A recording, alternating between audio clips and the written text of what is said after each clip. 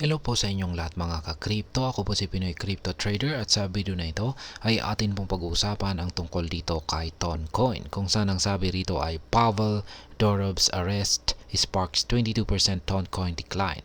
But what's next for Ton? Ayan na nga, yung pagkaka-aresto ni Ginoong Pavel Durov. Siya po ang CEO ng Telegram.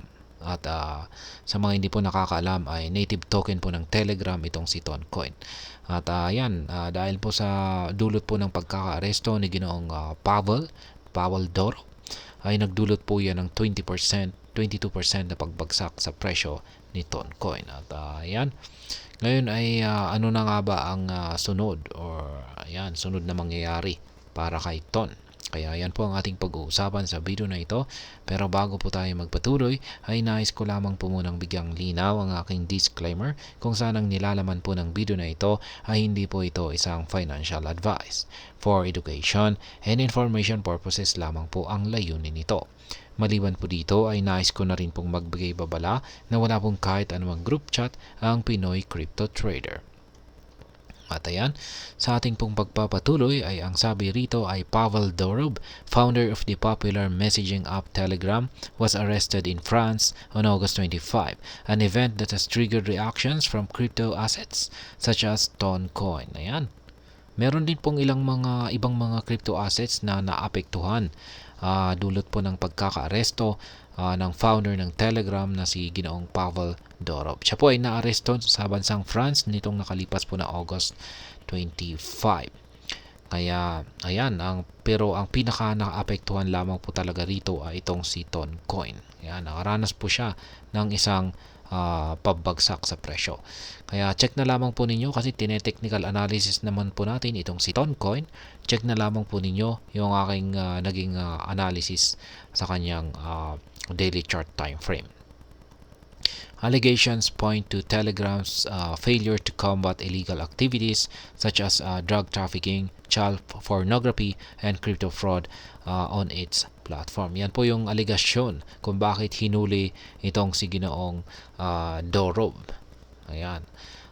Sapagkat yung kanyang Telegram ay bigo daw po itong labanan or i-prevent yung mga illegal activities na katulad po ng drug trafficking, child pornography at saka mga crypto fraud. Kaya yan po yung naging dahilan.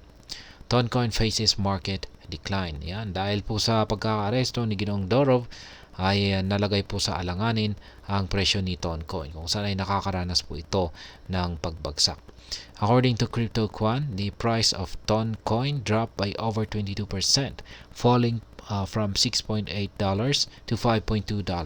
This decline came despite the network's continuous operation. Ayan. Base po sa CryptoQuant ay nakaranas daw po ng pagbagsak ang presyo ni Toncoin ng higit 22%. Mula po sa presyo nito na $6.8 ay bumagsak po ito ng $5.2. Ngayon yung naranasang pagbagsak na ito ni Toncoin ay talagang bumagsak po talaga siya kahit na walang problema sa network network nito. Patuloy po na maayos yung operation ng kanyang network.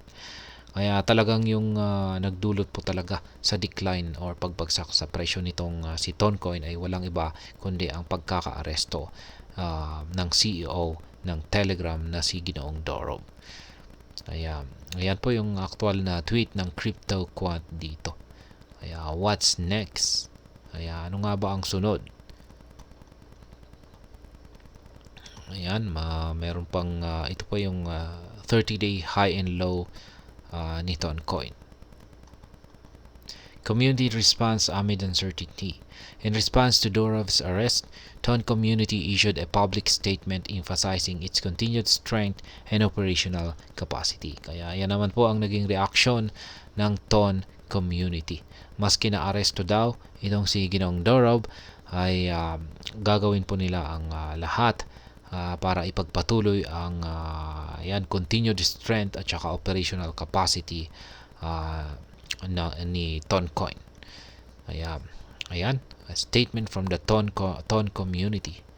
Following the recent news related to the Telegram's founder Pavel Durov, we want to assure everyone that the Ton community remains strong and fully operational. Ayan. Sa madaling salita ay hindi po magpapaapekto ang community ni Ton sa nangyari po na pagkakaaresto ng Telegram founder na si Ginoong Pavel Durov. Ayan, mananatili pa rin pong malakas at saka fully operational ito.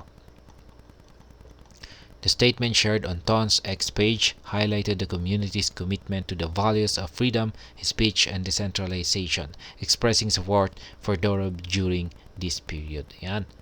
Sa statement po ng community ni Ton ay kanila pong ibinahagi yung kanilang commitment sa kahalagahan ng freedom of speech at saka decentralization.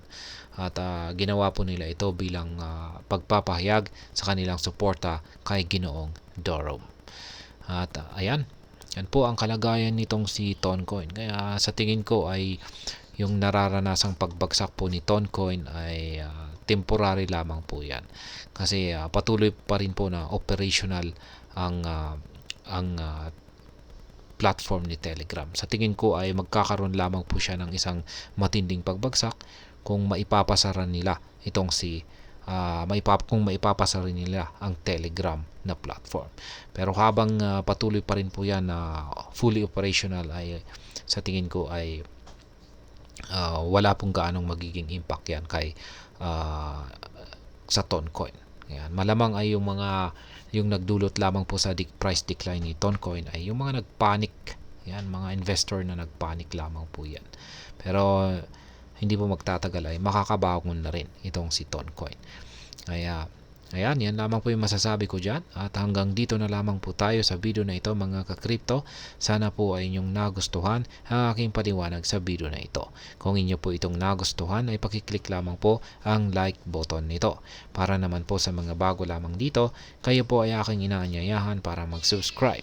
Pakiclick na rin po ang bell icon nito dahil ito po ang siya magsisilbing notification nito sa mga bago kong videos na akin pong ina-upload sa aking YouTube channel na ito. Marami pong salamat sa panonood. Ingat po tayo lagi at God bless po sa ating lahat.